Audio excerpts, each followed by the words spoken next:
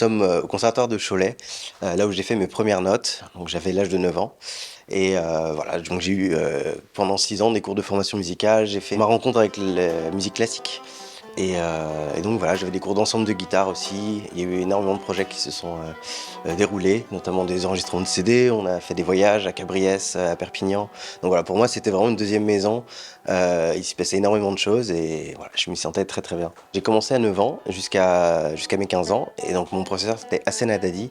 Et on se trouve actuellement dans son ancienne salle de cours. Voilà, donc là où je venais toutes les semaines, assidûment. Et voilà, c'était pour moi vraiment un lieu extraordinaire. Votre parcours musical ne s'est pas arrêté à Cholet. Qu'est-ce que vous avez fait ensuite? Et donc après, je suis allé au conservatoire de Nantes pendant 3 ans. Donc j'ai fait mon diplôme d'études musicales, cycle de perfectionnement. Et puis voilà, j'ai préparé les concours d'entrée dans les conservatoires supérieurs. Et je suis rentré à Paris pour faire une licence et un master d'interprète. Aujourd'hui, vous avez 27 ans. Votre parcours musical continue de grandir. On vous a vu dans le top des artistes les plus écoutés sur la plateforme Apple de musique classique. Est-ce que vous vous y attendiez? Qu'est-ce que ça représente pour vous? Mais en fait, tout a réellement débuté quand j'ai signé avec le label Deutsche Grammophon il y a un an. Et donc voilà, c'était évidemment quelque chose d'extraordinaire qui a vraiment lancé ma carrière. Et donc voilà, c'est évidemment, ils font énormément d'efforts pour diffuser la musique. Et moi, ça me permet d'être voilà, très visible, de faire partager ma passion et mon instrument au plus grand nombre. Cet album, est-ce qu'on peut en parler? Il s'agit d'un album de musique baroque qui s'appelle Visage baroque.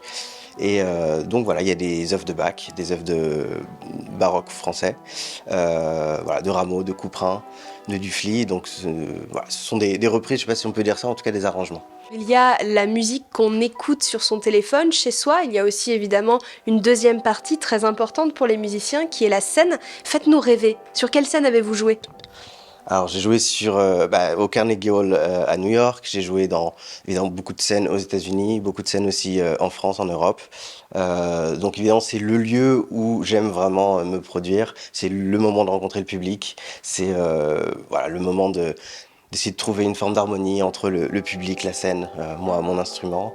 Et donc voilà, c'est un peu à chaque fois un moment exceptionnel et privilégié. Cet instrument, donc la guitare classique, comment est-ce qu'on fait pour toucher l'excellence? Alors c'est une bonne question. On travaille beaucoup. Il s'agit de travailler ouais, tous les jours. Et il y a une forme d'exigence aussi à avoir. Et puis après, c'est aussi une forme d'amour aussi qu'on a pour ce qu'on fait. Et je pense que le talent est très lié au fait qu'on aime ou non ce qu'on fait. Aujourd'hui, donc, où est-ce qu'on peut vous retrouver? Quelles sont les prochaines dates à annoncer? J'imagine que vous allez jouer donc à l'international. Peut-être que vous repasserez aussi par Cholet? Eh bien oui, en ce moment, on est justement en plein cœur de la folle journée. Et donc, je vais faire 2 concerts à Nantes, à la Cité des Congrès.